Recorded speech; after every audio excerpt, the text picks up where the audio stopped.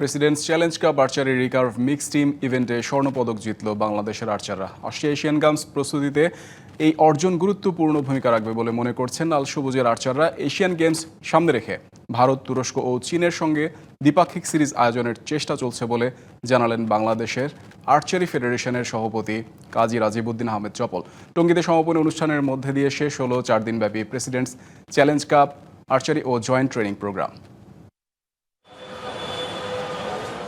উৎসাহ, উদ্দীপনা আর আন্তর্জাতিক আবহে মুখর টঙ্গীর আর্চারি ট্রেনিং একাডেমি। এশিয়ান গেমসের প্রস্তুতিতে 4 দিনব্যাপী প্রেসিডেন্টস চ্যালেঞ্জ কাপ ও জয়েন্ট ট্রেনিং প্রোগ্রামের আয়োজন বাংলাদেশ আর্চারি ফেডারেশনের।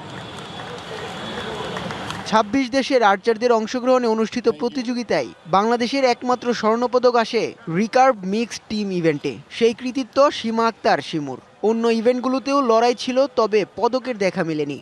আমরা মিক্সড টিম অ্যান্ড ইন্ডিভিজুয়াল দুইটা ইভেন্টেই খেলা হয়েছে আমাদের রিকাপ ইভেন্টে। মিক্সড টিমে আমি অ্যান্ড হলো মালয়েশিয়ার একটা ছেলে, তানাশ মেবি নাম, তার সাথে মিক্সড টিমে গোল্ড পেয়েছি। কিছু ছোটোখাটো ভুল ছিল শুটিংয়ে, তো ওইগুলি কভার আপ করতে পারিনি, ঠিক আছে। সো এই জন্যই হয়তো বা একটু গ্রুপটা ওপেন হয়ে গিয়েছিল। তবে পদকের চেয়েও বড় প্রাপ্তি আন্তর্জাতিক মানের আর্চারদের সঙ্গে অনুশীলন, অভিজ্ঞতা বিনিময় এবং টেকনিক্যাল জ্ঞান অর্জনকেই দেখছেন আর্চাররা। I learned that there can be many other countries, there are different ways of training, like different cultures and everything, and yeah. Bangla QR, যেখানে নগদ পেমেন্ট সেখানে। সারা দেশে 10 লাখেরও বেশি মার্চেন্টে নগদে পেমেন্ট করুন খুব সহজে। জয়েন্ট ট্রেনিং করলাম, প্রেসিডেন্ট কাপ খেললাম, আমাদের ফিলিংসটা অনেক ভালো, যেন আমরা পরবর্তীতে আরও ভালো করতে পারি। এশিয়ান গেমস আছে সামনে।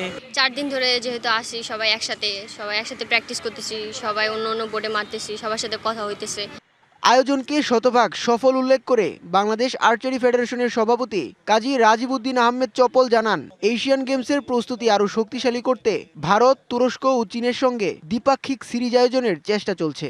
আমি বলব সাকসেসফুল টুর্নামেন্ট আমরা অনুষ্ঠিত করেছি এবং শতভাগ সাকসেসফুল হয়েছে। আমরা বাইরে খেলতে যাওয়ার চেষ্টা করছি। এশিয়ান গেমসের আগে আমরা চায়নার সাথে কথা হয়েছে, আমরা টার্কির সাথে কথা হয়েছে, ইন্ডিয়ার সাথেও কথা হয়েছে। তারা খুব আগ্রহী আমাদের সাথে দ্বিপাক্ষিক ম্যাচ খেলার জন্য। সবশেষে বিজয়ীদের হাতে পুরস্কার তুলে দেন ওয়ার্ল্ড আর্চারি এশিয়ার সভাপতি এবং বাংলাদেশে নিযুক্ত ফিলিপাইনের রাষ্ট্রদূত। উৎস রশিদ, ডিবিসি নিউজ, ঢাকা।